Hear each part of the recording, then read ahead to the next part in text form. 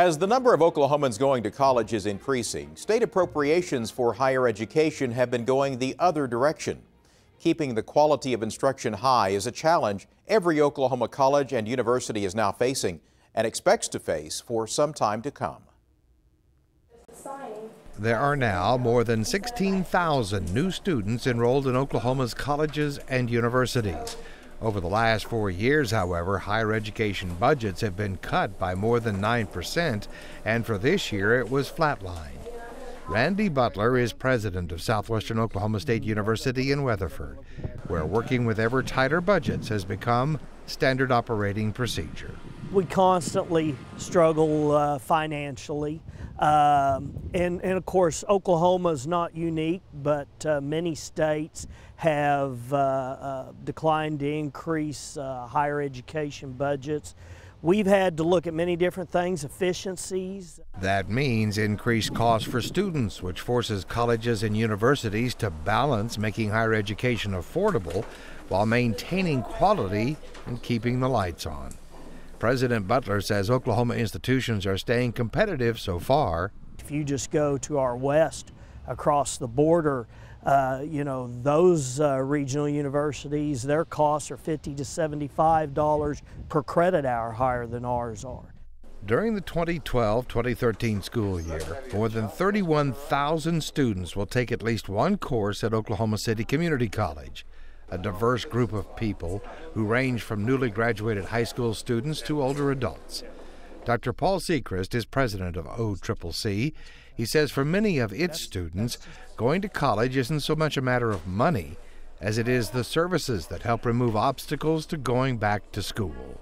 We recognized that there were a growing number of students who were struggling with childcare, and that they were saying to us, I'd love to go to college, but I have trouble finding a place for my children at night, on weekends. So the university addressed that obstacle by taking over an old elementary school near their main campus to provide students the daycare they need. It's things like that you really have to think creatively of how to remove barriers from students who want to go to college. What barriers are in the way? And often they're not academic, or it's not adding a new program, but it is about adding services that make the pathway workable for many of our students. Southwestern's Randy Butler says enhanced services are one way his school is able to compete with other colleges and universities. There are so many more things that are offered here, and so many more things that students desire. A wellness center, counseling, 24-hour security, sufficient access to Wi-Fi, things like that. And students we talked to at Southwestern picked that school in part because it was close to home. They shared other reasons as well. The class sizes are smaller than it would be at OU, and the motto is the focus is you, and you can really tell it by the faculty at Southwestern. They're always open to help you whenever you need it. You can meet with them after class. It's more of a family type atmosphere and a community. It's very affordable, and I know a lot of people, the class sizes are small especially. That's probably one of the biggest reasons I'm here, is because you get real good relationships with your professors. Whitley Christian says Southwestern provides an educational setting that makes her feel comfortable, while the city of Weatherford offers her things she's experiencing for the first time.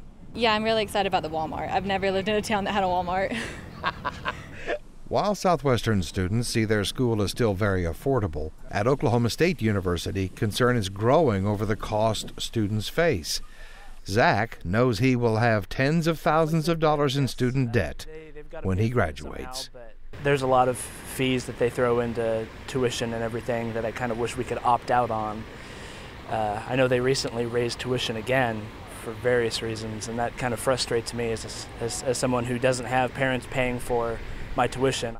The latest figures show the cost of higher education in Oklahoma has been steadily increasing over the last 10 years.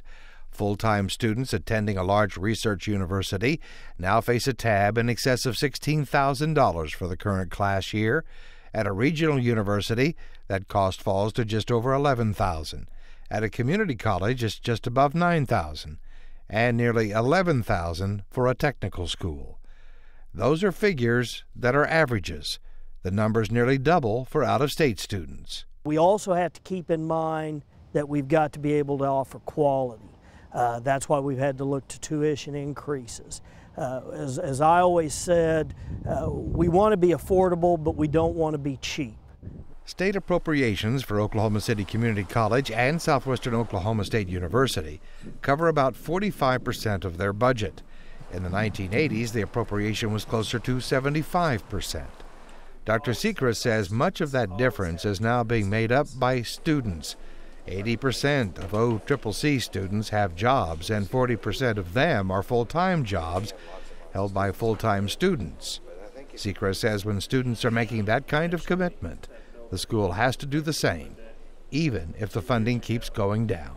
I do think that we're in probably a long haul of sort of flat funding from the state. Certainly with the continuing discussion and conversations about reducing the state income tax. Dr. Sechrest says technology is helping to make colleges and universities more efficient, which translates to saving money.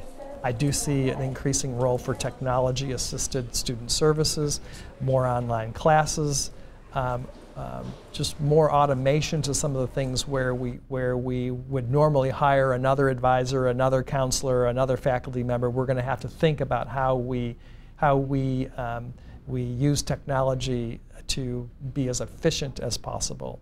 Regional universities and community colleges also save money by employing as many adjunct professors as possible. Those are people who teach a class related to their profession. In recent surveys of Oklahoma business leaders, many say their biggest need remains a better educated workforce. So it's also about access, and we get back to that issue of investment. You know, that even in the most remote and rural areas, that people deserve that access also.